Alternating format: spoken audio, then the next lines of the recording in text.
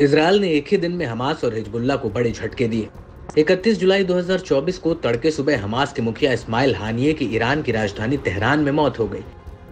वहीं इसी दौरान लेबनान की राजधानी बेरूत में हिजबुल्लाह के टॉप कमांडर फौज शुकूर की इजरायली एयर स्ट्राइक में जान चली गई और इसी हमले से हिजबुल्लाह को एक बहुत बड़ा झटका लगा है, क्योंकि फुआद हिजबुल्लाह प्रमुख का दायां हाथ और सलाहकार था।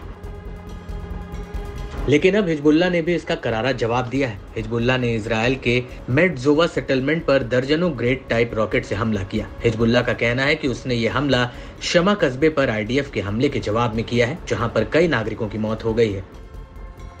आपको बता दें कि इजरायली सेना ने राम्या और ऐता अल शाब कस्बों के बाहरी इलाकों पर गोलीबारी की थी।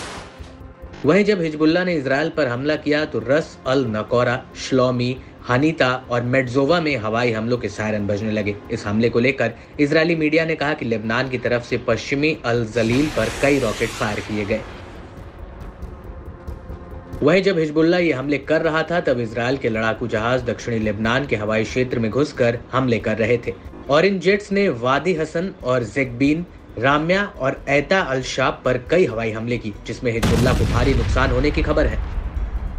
आपको यहाँ पर यह भी बता दें कि दक्षिणी लेबनान के शामा के बाहरी हिस्से में आईडीएफ ने हमला किया था, जिसमें 4 सीरियाई शरणार्थियों की मौत हो गई और कई लोग घायल हुए हैं।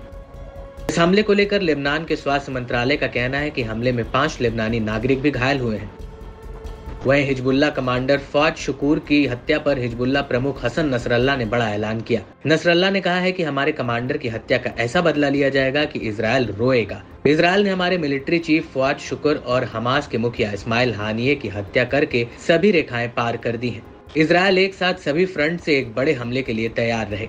वहीं नसरल्लाह के इस बयान पर इजरायली पीएम बेंजामिन नेतन्याहू ने दो टूक कह दिया है कि इजरायल किसी भी स्थिति के लिए पूरी तरह तैयार है, रक्षात्मक और आक्रामक दोनों तरह की स्थिति। हम किसी भी क्षेत्र से हमारे खिलाफ किसी भी आक्रामक कार्रवाई के लिए बहुत भारी कीमत चुकाएंगे। आपको बता दें कि इन हालातों के बीच इजरायल और हिजबुल्लाह लगातार जंग के और करीब आ चुके हैं और इनमें एक भी चिंगारी दोनों के बीच युद्ध भड़का सकती है।